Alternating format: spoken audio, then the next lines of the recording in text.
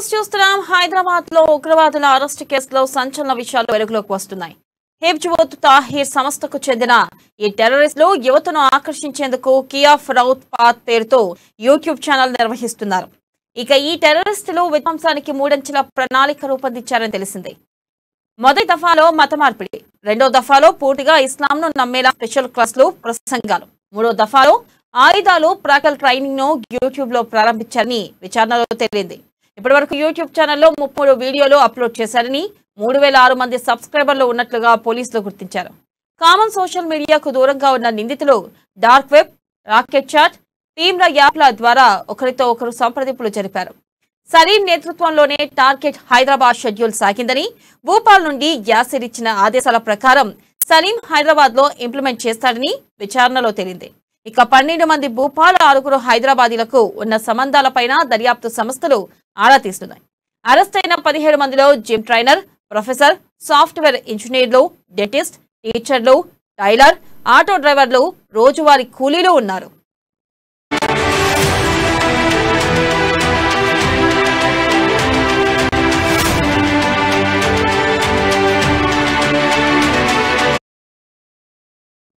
ఇక దీనిపై మరింత సమాచారాన్ని మా బ్యూరో చీఫ్ కృష్ణమూర్తి అందిస్తారు. కృష్ణమూర్తి. థ్యాంక్ యూ వెన్నెల. తాజాగా బయటకు వచ్చినటువంటి ఉగ్రవాద చర్యలు, ఇస్లామిక్ తీవ్రవాదులకు సంబంధించిన అంశాలు, వీటిపైన దర్యాప్తు సంస్థలు రోజుకో కొత్త విషయాన్ని కనుక్కుంటున్నాయి. వారు విస్తిపోయే అంశాలను విచారణలో తెలుసుకుంటా ఉన్నారు.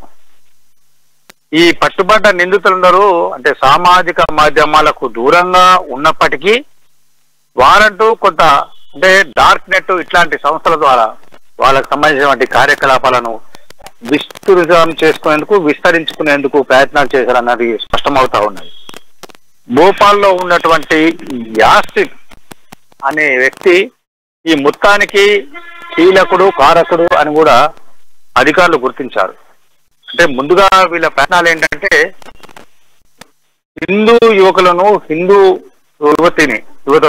ఇస్లామిక్ వైపు ఆకర్షించడం, ఇస్లామిక్ వైపు వారు ఆకర్షితంగా వీళ్ళు ప్రయత్నించడం వీళ్ళ ఫస్ట్ పథకం. ఇలా ఆకర్షితులైన వాళ్లకు ఉగ్రవాదం అంటే ఇస్లామిక్ తీవ్రవాదం వైపు మళ్లించడం రెండవది. ఇలా అంటే ఇందులో భాగంగానే ఇప్పుడు పట్టుబడ్డ 5గురిలో 4 హిందూ యువకులు వాళ్ళంతా ఇస్లాంను స్వీకరించి ఆ ఉగ్రవాద కార్యక్రమాలకు పాల్పడ్డట్టుగా స్పష్టంగా తెలుస్తా ఉన్నారు. ఆ తర్వాత ఇస్లామిక్ వైపు ఆకర్షితైన వాళ్ళను మరోసారి బాంబులు, పేలులకు పుట్టపడము అంటే హింసను ప్రేరేపించే విధంగా ఏ రకంగా వ్యవహరించవచ్చు, హింసకు మనం కారకు కావాలంటే ఏం చేయాలి అనే అంశాల మీద శిక్షణ ఇచ్చి దేశం మీదికి వదలడం వీళ్ళ ప్రధాన టార్గెట్లుగా ఇవే అని దర్యాప్తు సంస్థలు గుర్తించాయి. వీళ్ళకి కావాల్సిన ఫండ్ అంటే ఈ సంస్థ అంటే ఇది ఏదైతే పాకిస్తాన్ ప్రేరేపిత సంస్థ ఉన్నదో వీళ్ళంతా కూడా ఐఎస్ఐఎస్ అంటే ఐసిస్ కంటే అత్యంత ప్రమాదకరమైన సంస్థ అని చెప్పేసి కూడా దర్యాప్తు సంస్థలు గుర్తించాయి. ఇందులో భాగంగానే వీళ్ళు పేలుళ్లకు శిక్షణ పొందడము, హైదరాబాద్ లో కొన్ని చోట్ల వీళ్ళు కుట్రలు చేయడం అంటే బయో వైరస్ ద్వారా కొంత మరణాలకు కారకులు కావడానికి వీళ్ళు కొంత ప్లాన్ చేశారని తెలుస్తా ఉన్నది. పట్టుబడ్డ వాళ్ళలో డాక్టర్లు కానీ, ఇంజనీర్లు కానీ, కూలీలు కానీ, ఆటో డ్రైవర్లు కానీ వీళ్ళంతా ఉన్నప్పుడు అంటే వేరు సెక్షన్ల నుంచి వేరు యువకులను ఎంచుకొని అంటే వాళ్ళు ఎవరికి అనుమానం రాకుండా ఆటో డ్రైవర్లు ఉన్నారు, ఆయన ఆటోలో ఆటోతో జీవనం సాగిస్తూనే అక్కడ ఇస్లామిక్ వైపు యువతను ఆకర్షించేందుకు ప్రయత్నించడము, వాళ్ళు అంటే ఇస్లాం మతం ఏంటి, ఏం చేయబోతుంది, దీంతో ఉంటే ఏంటిది అనే విషయాన్ని అంటే ఎవరికి వారుగా అడ్డా మీద కూలీలు వీళ్ళు కూడా అంటే ఎవరికి వారుగా వాళ్ళు ఇస్లాం తీవ్రవాదాన్ని పెంచి పోషించడంతో పాటు ఇతర మతాలకు సంబంధించిన వాళ్ళ మీద దాడులకు ఉసిగొల్పడం ఇది అత్యంత ప్రమాదకరమైనది. గతంలో ఐసిస్ లాంటి సంస్థలు కొన్ని చేసిన కుట్రల కంటే ఇది అత్యంత భయంకరమైనటువంటి కుట్రలు, ఇది చాలా అత్యంత ప్రమాదకరమైన దర్యాప్తు సంస్థలు తెలుస్తా ఉన్నాయి.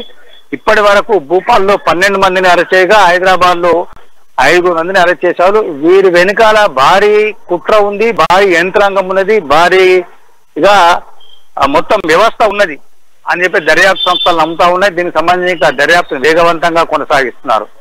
మరోవైపు ఈ విషయంలో హైదరాబాద్ పోలీసు కూడా కొంత అప్రమత్తమై ఇక్కడ ఉండేవాటి ఉగ్ర మూలాలను అంటే ఇస్లామిక్ తీవ్రవాద మూలాలను గుర్తించే పనిలో నిమగ్నమని తెలుస్తా ఉన్నది.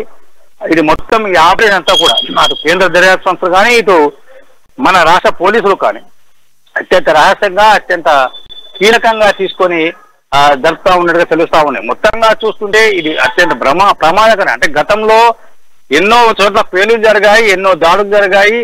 పాకిస్తాన్ ప్రేరేపిత యాసిన్ మాలిక్ లాంటి వాళ్ళు కూడా కొంతమంది ఇక్కడికి వచ్చి దాడులు చేసి బొంబాయిలో మారణకాండం సృష్టించారు. కానీ అన్నిటికంటే ఇప్పటి వరకు జరిగిన ఇస్లామిక్ దాడులు, ఇస్లామిక్ తీవ్రవాదం, ఉగ్రవాదం వీటికి సంబంధించి దాడులు అన్నింటికంటే ఈ సంస్థ అత్యంత భయంకరంగా ప్లాన్ వేసింది, పథకం ప్రకారంగా ముందుకు వెళ్ళింది. ఈ పథకం బెడిచి కొట్టడం అంటే దేశ ప్రయోజనాలకు, దేశ ప్రజల కోసం మంచిది అని చెప్పేసి కూడా మనకు దర్యాప్తు సంస్థలు చెప్తా ఉన్నాయి. మొత్తంగా చూస్తుంటే ఈ వ్యవహారాన్ని ఇక్కడితో వదిలేయకుండా దీని మీద మరింత లోతుగా అధ్యయనం చేయడంతో పాటు ఇంటర్పోల్ సహాయం కూడా తీసుకొని పాకిస్తాన్ లో ఉన్నటువంటి వ్యక్తులకు సంబంధించిన విషయాలపైన ఆరా తీయాలని చెప్పేసి ఎన్ఐఏ లాంటి సంస్థలు నిర్ణయించగా తెలుస్తా ఉన్నది. ఈ విషయంలో కేంద్ర హోంశాఖ ఉన్నతాధికారులు కూడా ఎప్పటికప్పుడు దర్యాప్తును పర్యవేక్షిస్తూ దర్యాప్తులో పురోగతిని తెలుస్తా ఉన్నాను. మన రాష్ట్ర పోలీసుతో ఎప్పటికప్పుడు కోఆర్డినేట్ చేస్తూ ఉంటాను. రాష్ట్ర పోలీసులు కూడా కేంద్ర పోలీసులతో ఎప్పటికప్పుడు సంప్రదిస్తూ ఈ మూలాలను, ఉగ్రవాద మూలాలను మట్టు పెట్టేందుకు ప్రయత్నం చేస్తున్న తెలుస్తా ఉన్నది. విన్నరా. Right Krishnamurthy, thank you.